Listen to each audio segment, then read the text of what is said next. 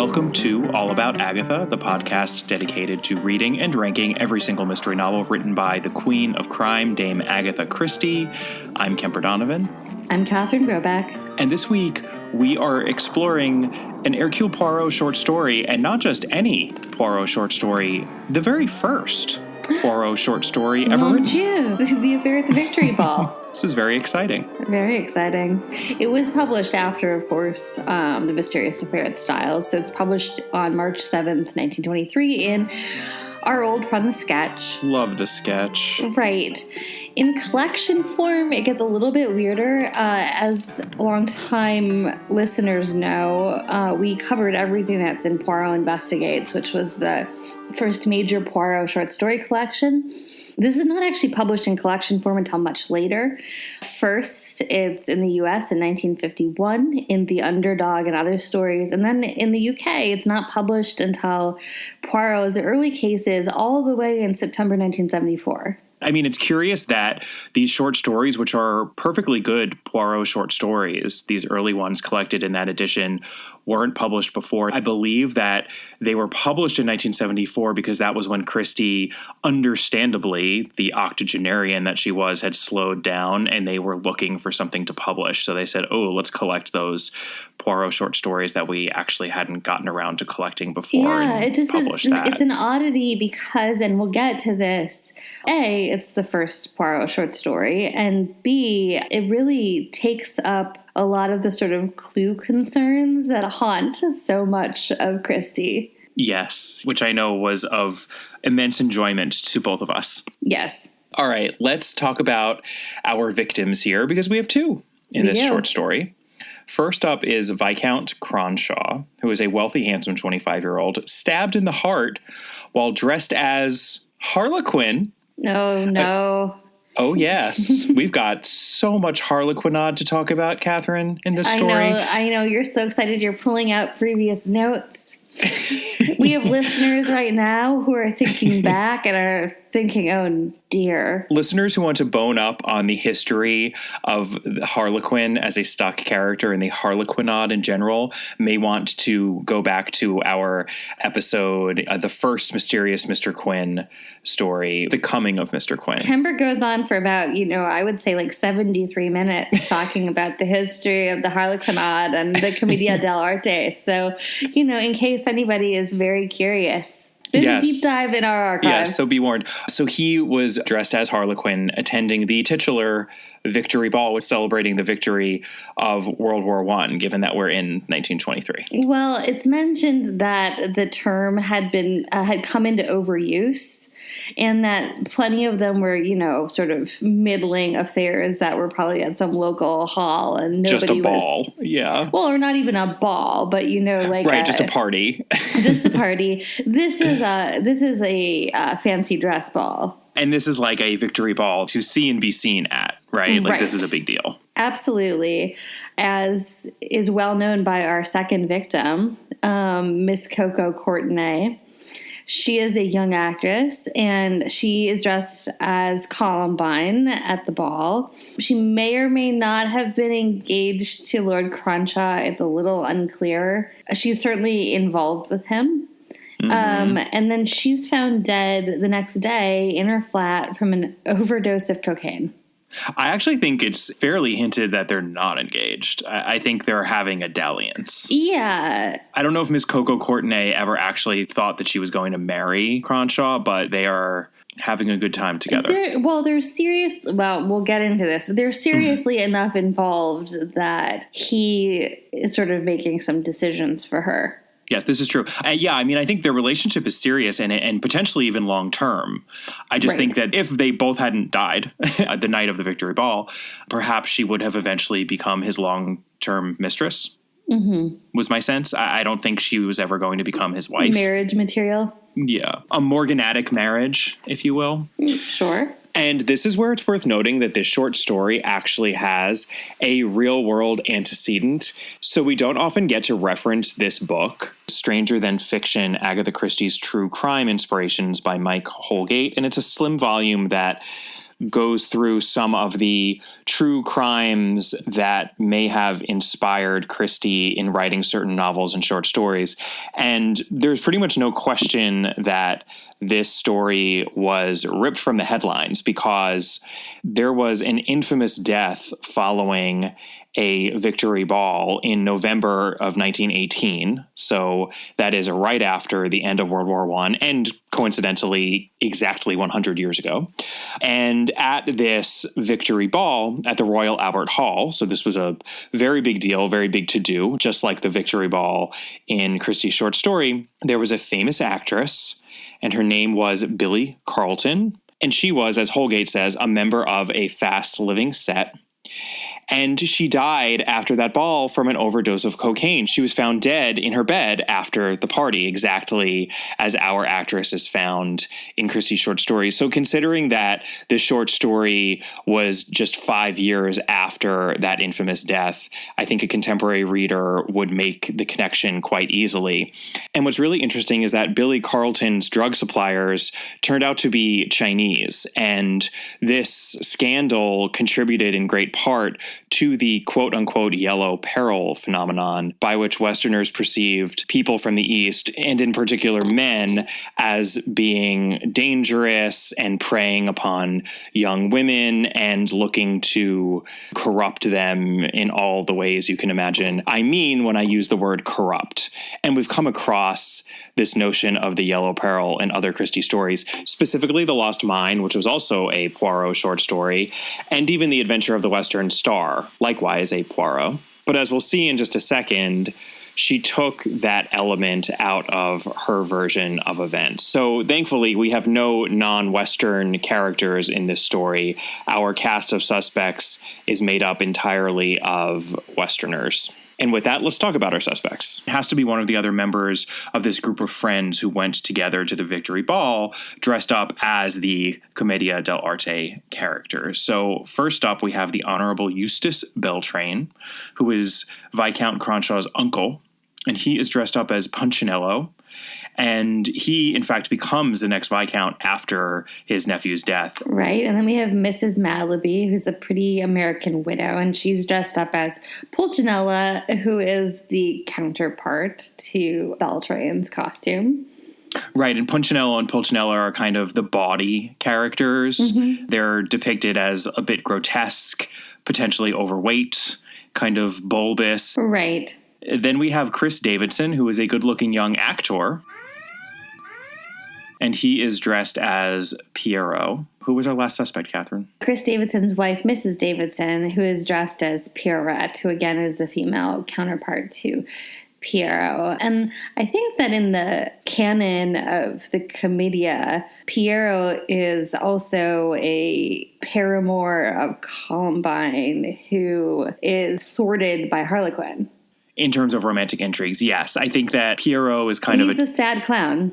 Yeah. Poirot and Pierrette, they have tragic kind of undertones to them, right? And the costuming of these characters is clever because those attributes of the Commedia dell'arte characters are definitely reflected in who these people are. But we will get there in the world as it appears to be, which is where we are right now. So we open up on Poirot and Hastings in Poirot's flat, where Hastings has now taken up residence after the mysterious affair at Styles. Styles is actually referenced right at the beginning of the story, which is very exciting. And we also find out that Poirot was the head of all forces, police forces in Belgium, which I'll be honest, I don't know that we get elsewhere. I don't know that it's ever referenced like that elsewhere. Yeah, within this paragraph, she gives away a lot of concrete information that I think she often shied away from giving in other Poirot stories and certainly the novels. Like, It's usually a bit vague, right, as to Poirot and Hastings' living situation and origins, but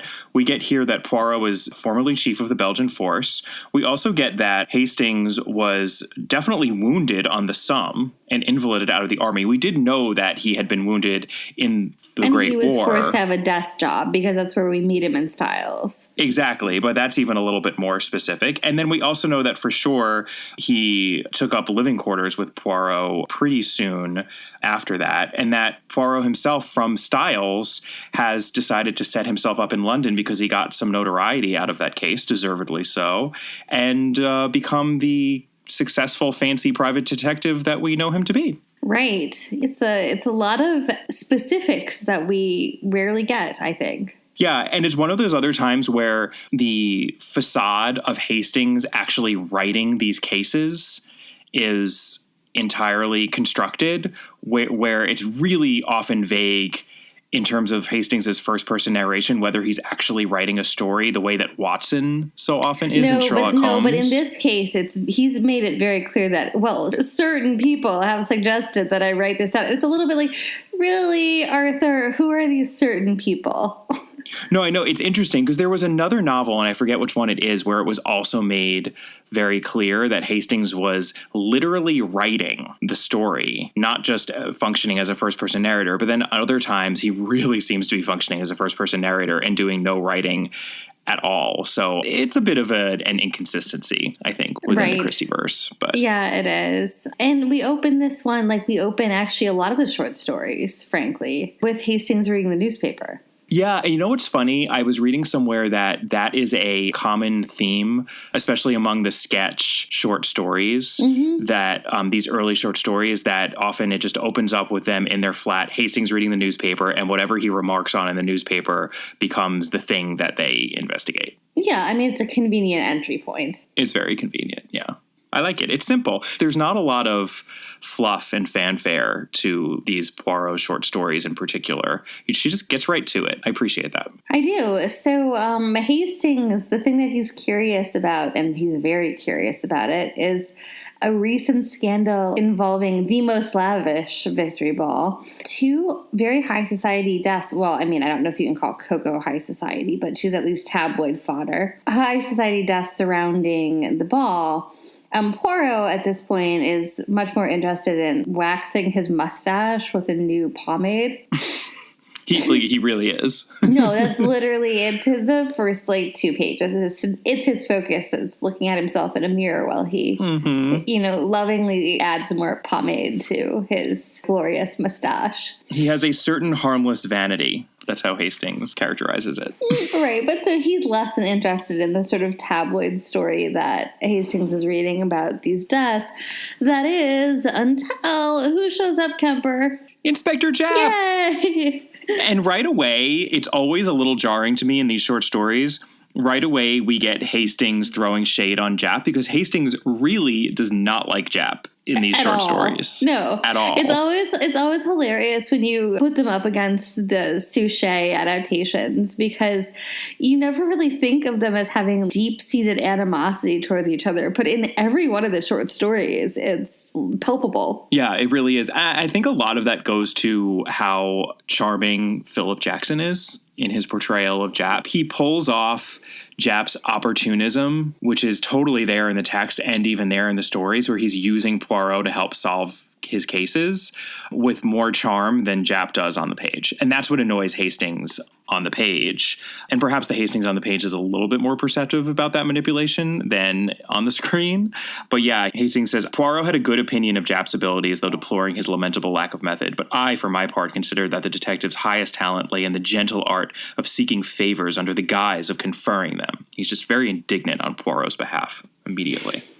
Right. I mean, I suppose it's because they're not being paid. I always assume that in Sherlock Holmes that Scotland Yard is providing Holmes some sort of consultant's fee.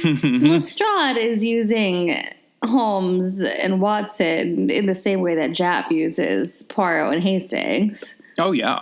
But Japp is shameless. Oh, right. He is. And he's very manipulative and playing to Poirot's vanity. And, he does a lot of stuff that probably I would have to think Scotland Yard would frown upon a little bit just in order to get Poirot's help. And honestly, there's a little bit of classism going on in Hastings' attitude toward Japp on the page because Hastings goes to all the right schools and Japp is very obviously of a much lower social class, and Hastings never forgets that. No, but the case that Japp shows up wanting help on is the Victory Ball case, so Hastings can't even be that mad.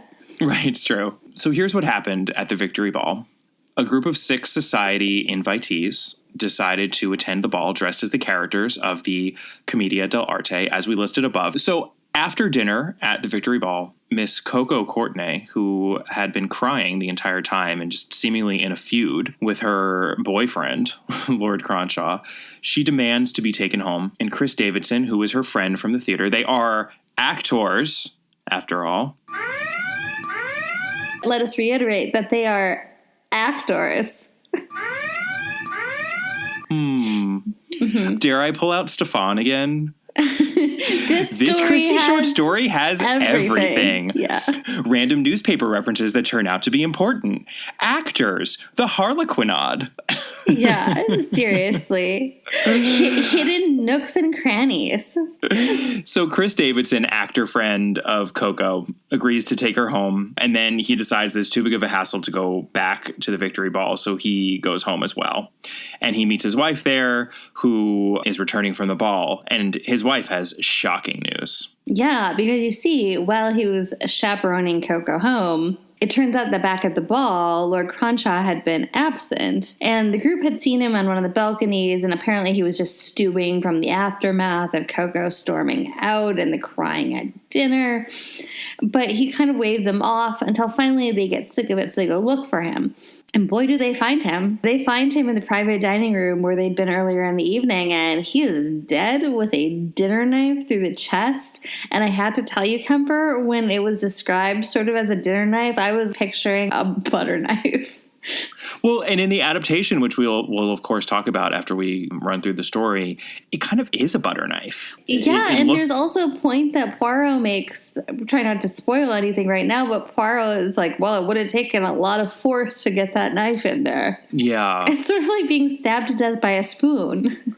Oof. Yeah, that's brutal. It also made me think of that Tommy and Tuppence short story that involved a masked celebration where someone also got stabbed in the chest. Do you remember that? Hidden behind a curtain? Mm-hmm. Finessing the king. It was very similar. It's that one of those really good adaptations, isn't it? Where they're sitting in like an underground nightclub and like the table next to them. I think they go to an after party. It's almost like the after party to the main event. And at the after party, someone ends up getting stabbed behind a curtain. It did make me think of that because she was writing that story in the 20s as well. So...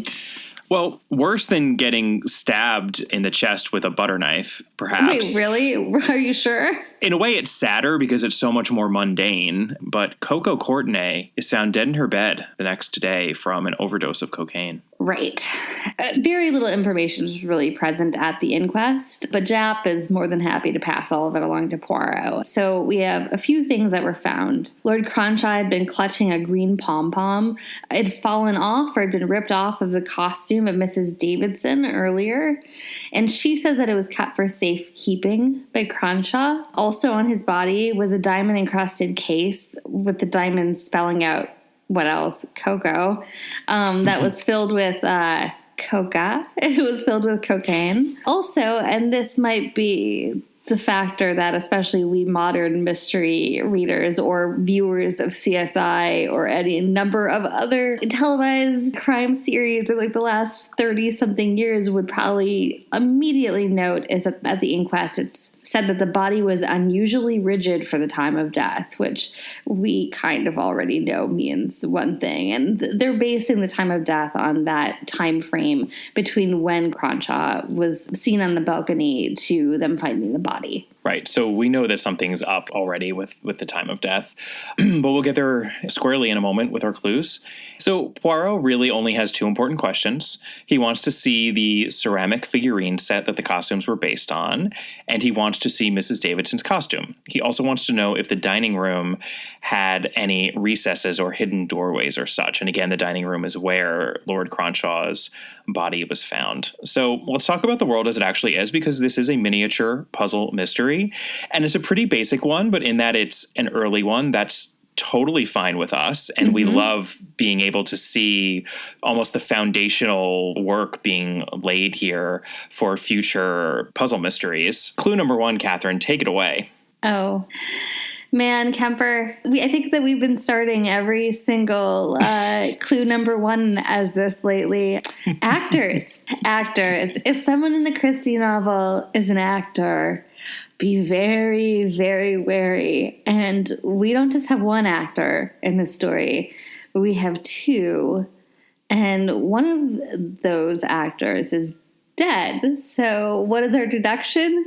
Look at the other actor immediately. I'm proud of myself because I did not remember the solution to this mystery whatsoever when I was reading it.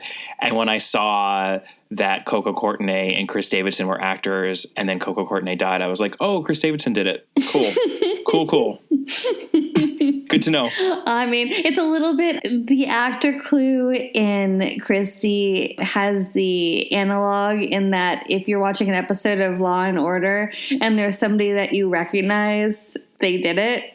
Right. The most famous person in the cast did it, which we ran up against in the adaptation of Murder is Easy, where an 80-something Olivia de Havilland stars in it. And you're like, I know that Ms. de Havilland is not bothering to clock in for the day unless she is the murderer. She didn't leave Paris unless she was the murderess. She's like, I don't lose sight of the Champs-Elysees for just any old gig here, fellas. Right. All right.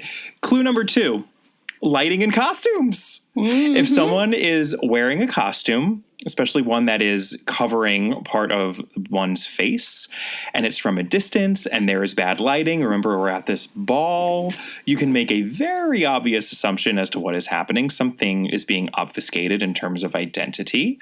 So the deduction there is that it's almost always the fact that the person in that costume is not actually who they seem to be. In other words, the Harlequin on the balcony was almost certainly not Cronshaw. And I have to say that too was pretty obvious to me as I was reading this. I mean, like, think about it. We can reference it in Styles. We can reference it in Lord Edward Dies. We could reference it in Witness for the Prosecution. I mean, the list goes on and on and on and on. And then there were none too. And then there were none, yeah. Clue number 3, we already touched on this, but it's a timing clue. And if you're given a time frame often in these Christie stories, watch out. Because you should look on the sides, the time frame, because often is not accurate. And here we are told that by virtue of the fact that the body has rigor mortis setting in. I mean, it's not called rigor mortis here, but I mean, that is what's happening. And that doesn't fit with when he was supposed to have been killed. And that's a real clue. It's based on scientific evidence and not witness testimony. And it's also, we've mentioned this time and time again, you can't judge things based on one sense in most of the Christie stories. And the deduction here is, of course, that the medical science was right, not the eyewitnesses. The body had started to develop rigor mortis because he'd been dead much longer than the eyewitness testimony would suggest. I think that's a smarter way of getting at the heart of that Christie trope, which is, it's not even that it has to do with one sense versus two senses, but we should never blindly trust evidence being presented through the filter of a subjective human who is seeing or hearing or smelling or tasting or feeling something and just might be getting it wrong. So if there is objective medical evidence, that's always to be paid attention to and weighed probably as more significant than human witness testimony. Right.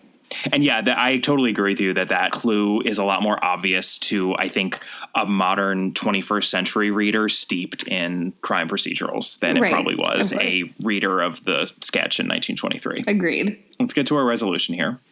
Poirot groups everyone together for quite a denouement. He throws a small little supper soiree with costumed actors that he hires to appear behind a scrim on which light is thrown. It actually made me think of Hamlet immediately. That's exactly, the play is a thing. Yeah, it's a deliberate reference, I think. I would hope so, because you can't see it as anything besides that, right? Putting on a little play within a story to show up the guilt of one of the spectators of the play. We're in Hamlet territory. And of course, when Claudius asks Hamlet for the title of that play within a play, he responds with The Mousetrap. And I have to admit, I have seen The Mousetrap in London, and while I am not the biggest fan of it in comparison to other Christie creations, I have a newfound appreciation for the brilliance of the title after making this connection thanks to The Affair at the Victory Ball. So he makes sure all of the suspects who we mentioned and Jap watch as these hired actors parade behind the scrim in their commedia dell'arte costumes, which these spectators see in silhouette. It's all very dramatic. No one really sees what the point of this show is until Poirot asks how many actors there were. And of course, everyone agrees that there are 6. But wait, again, don't trust eyewitness testimony here.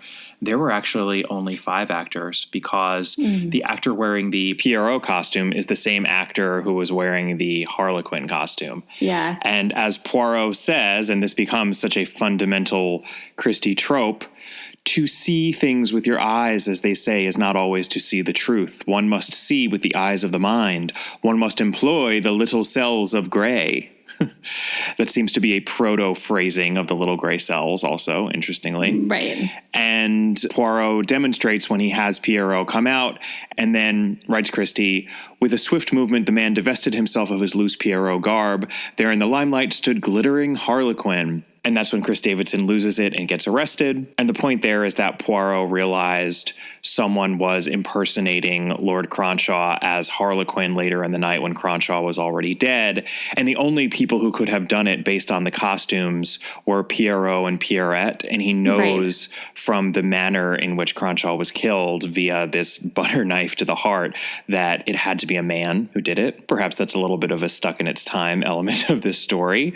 But that is why he fastens on Poirot, because even though we have Punchinello and Pulcinella, their costumes were too elaborate to allow them to affect the quick switcheroo that was required on the night of the Victory Ball. The reason that Poirot wanted to see Chris Davidson's wife's costume was to see if, in fact, the green pom-pom was torn off.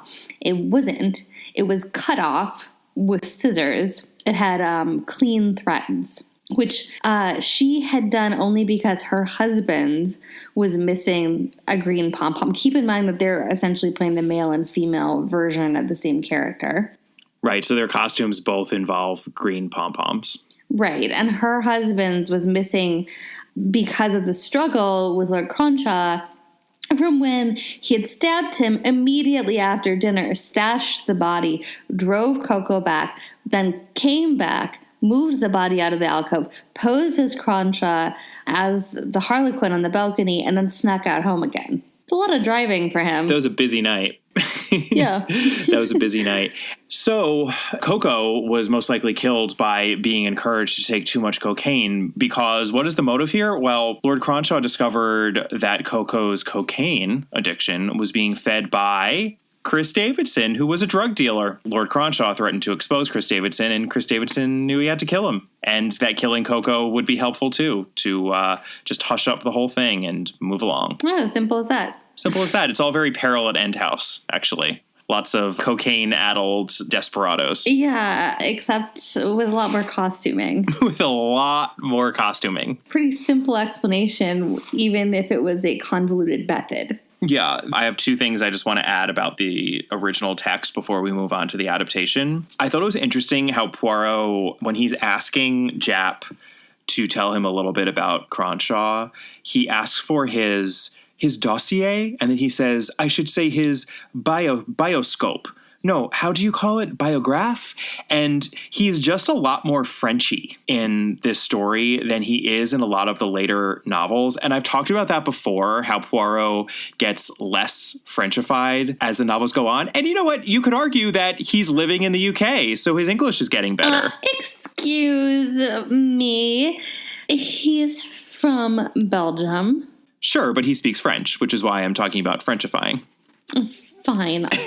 The language he's speaking is French. It is, except I would think that to Frenchify him, he would still consider that perhaps not the correct verbiage. His dialogue is being Frenchified. His dialogue was Frenchified a lot more in the earlier novels and stories. And like I said, there's a perfectly reasonable explanation for that his English just got better because he's been living there. But I also kind of think Christie just got tired of doing it because it was annoying. Right. I mean, and also there are it sort of becomes comes later, a lot of oui mon ami kind of snippets. Throwaway. Yeah, it's like throwaway Frenchification of language. Yeah. So there was that. And then I also just love the fact that after his big reveal, he does this play in the play, and we know it's Chris Davidson. He holds a supper for everyone else. Like, he reveals who the murderer is, but there's still a little party afterward. I just thought that was really funny. He's just like, oh, let's have a cozy supper. Yeah, you'd be like, who would want to eat after that? Right. Presumably Mrs. Davidson was not at that supper. I mean, one would assume that she'd be taken in as an accomplice, you would think. But that's left unclear. That is left unclear. And that is actually transitioning into the adaptation. That is a difference I noticed in the adaptation, which does complicate the puzzle mystery a little bit just to elongate it for 50 minutes. But Chris Davidson is actually the one who cuts the pom-pom off of his wife's costume to incriminate her if need be, and save his own skin, which Poirot brings up at the end of the story to try to get Mrs. Davidson to turn over her husband, but she refuses. Well, I mean, it's a possibility, sort of, in the short story. I mean, you pretty much are meant to think that she did it herself. You are. No, you definitely are, because I thought that too. That she did it in the story. But they really make the decision in the adaptation to make him pretty awful. And this is where I actually liked the adaptation a lot, but we're starting off on the weakest moment, because what happens when Mrs. Davidson won't tell on her husband is that Poirot throws the Harlequin figurine at Chris Davidson, and he catches it with his left hand. And then the pretty American widow, who was dressed up as Pulcinella and had seen him on the balcony writing in a notebook, realizes, Madame Malaby, with which hand did you see Harlequin writing?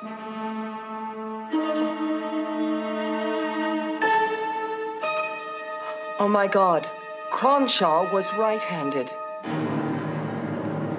Christopher Ian Davidson, I arrest you for the murders of Viscount Cronshaw and Miss Coco Courtney. Come on. A right versus left-handed clue is way too basic for the Suchet series. I'm sorry. Yeah, not great. But, the rest of the episode. It's wonderful. Yeah, it is. They change various things, right? Like Poirot and Hastings go to the party. They have their usual problem. How do we get Poirot into this story earlier and not have it all be, in retrospect, having to tell him what happened? And I think it's handled really well, because, Poirot literally says that he is rearranging his stamp collection. Well, unfortunately, I have to rearrange my stamps in order of size. When Hastings reminds him that he promised that he would go with him to the Victory Ball, because Hastings is all excited. And I did appreciate this, because then we get Hastings dressed up for the ball, and he dresses up as, did you recognize who he was? No. I actually didn't either. I had to look it up. But it ended up being a character who we've talked about on this podcast before. He, based on the quote that he gives when Poirot sees him. They seek him here, they seek him there. Those Frenchies seek him everywhere. Oh, he's the Scarlet Pimpernel? He's the Scarlet. But here's the funny thing. He's not actually the Scarlet Pimpernel. He is Sir Percy Blakeney, the Scarlet Pimpernel's mild-mannered kind of loser alter ego, which is kind of funny that Hastings, of course, is dressing up as kind of the worse half of the Scarlet Pimpernel. What do you think, Poirot? Hastings, you look incomparable. Oh, Hastings. Oh, that's really sad. I also am slightly embarrassed that I actually knew that from the quote. Yeah. We mentioned the Scarlet Pimpernel in another Tommy and Tuppence story, the Sunningdale Mystery, which we actually mentioned in our last episode too. Odd to be mentioning the Sunningdale Mystery back to back, because the detective series that was imitated was The Old Man in the Corner, created by Baroness Orczy, who also created the Scarlet Pimpernel. Right. But that was a good moment. Also, Poirot refuses to dress up in costume. I still don't think they'll let you in. I thought I made it clear the Victory Ball is a costume do. Hercule Poirot does not wear costumes. Look, everybody does. The whole idea is to go with someone famous. Precisely. Oh, I see. Although, I do have to say, we've actually seen Poirot dress up before. So it's actually not out of the realm of possibility that, what one is it where he has to dress up as like a cat handyman? Burglar? Yeah, but that's the one where he's like a cat burglar. Yeah. I think it's the Veiled Lady.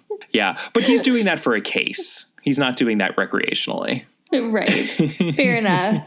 Because this is an early episode, this is from the third season/series, we get a lot of comedic hijinks and additions to the story. And there were a lot of just little moments that I really appreciated. There was a lot of paparazzi just sort of because these are actors involved and they're more radio actors rather than stage actors in this adaptation. But at one point, someone asked, Inspector Jack, any comment to make? Is it true, Hercule Poirot, Mr. Killer? Tell us the truth, Inspector. is it true Hercule Poirot is the killer? Then there's also a newspaper photo that they take of Poirot and Hastings. Murderer eludes famous detective. Idiot. It's a very good photo of Captain Hastings. Indeed it is, Miss Lemon. I'm sure no one will think less of you. Seen the paper, Poirot? Jolly good photo of me. Oh, you've seen it. I'll go and sort the letters. I wouldn't take it to heart if I were you. Oh, it was love a good Hastings for once getting a bit of comeuppance. Well, I would also note that our murderer later would go on to play Inspector Lindley. Nathaniel Parker, I think. Nathaniel Parker, yeah. Yeah, the fact that, he can be our murderer in a early Poirot and then go on and play Inspector Lindley later. The radio stuff was interesting because it was atmospheric. It added to the 30s period of the series, but it made that denouement awkward even beyond the right hand, left hand stuff because no one who was listening to the radio show that Poirot put on could see what he was doing. And the key there is what those costumes look like and what's actually visually possible. I don't know. I just thought that was a little awkward, but it's a quibble. I think Miss Lemon didn't have very much to do in this. No. Just thought it was a disappointment. Yes, I agree. But yeah, a charming story and a charming episode. Yeah, I completely agree. Well, that is the affair at the Victory Ball. Join us next week for more Hercule Poirot because we will be covering Evil Under the Sun. And that is the third Poirot in a row that we will be doing. And then after that, we are moving into uncharted territory here because it is not going to be Poirot all the time. We're going to see the rise of Marple at long last. We're going to see some Marple, but although we'll be back to Poirot in we will. 2 books. Yeah, no, he reappears pretty quickly. I just don't think we ever are going to get more than 2 Poirots in a row anymore. No, we're never going to get the string that we have had. Yeah, which, was actually, I mean, Catherine clearly enjoyed the heck out of it, and I more than made my peace with it ultimately. Well, and for a long time, we were doing so many short story episodes that we were bringing Poirot into our listeners' ears almost every week. Well, I'm actually excited because we're getting off of the Poirot novels a bit. I'm excited to go back to some of these Poirot short stories as we are starting to do with this one being the very first one published. There are many of them to cover, so have no fear. We have so much more Poirot to do. And I'm also excited because we're going to get a lot of standalone mystery puzzles, and we haven't had very many of those thus far. We obviously had And Then There Were None. We had Murder is Easy, and we also had the Sitterford mystery, but most of the other standalones were thrillers, and otherwise we've just been doing Poirot and Tommy and Tuppence and one lone Marple. So I think we're just going to get a bit more variety coming up, and I'm excited for it. If you would like to contact us, as always, we would love to hear from you. Email us at allaboutthedame@gmail.com or find us on Facebook. Our Facebook page is All About Agatha. Our Twitter handle is at All About the Dame. Catherine's Twitter handle is at Brobcat. We are on Instagram at All About Agatha, and we so love and appreciate when people rate and review us and help out the podcast. So please take a moment to do that, and we'll see you next time. Bye. Bye.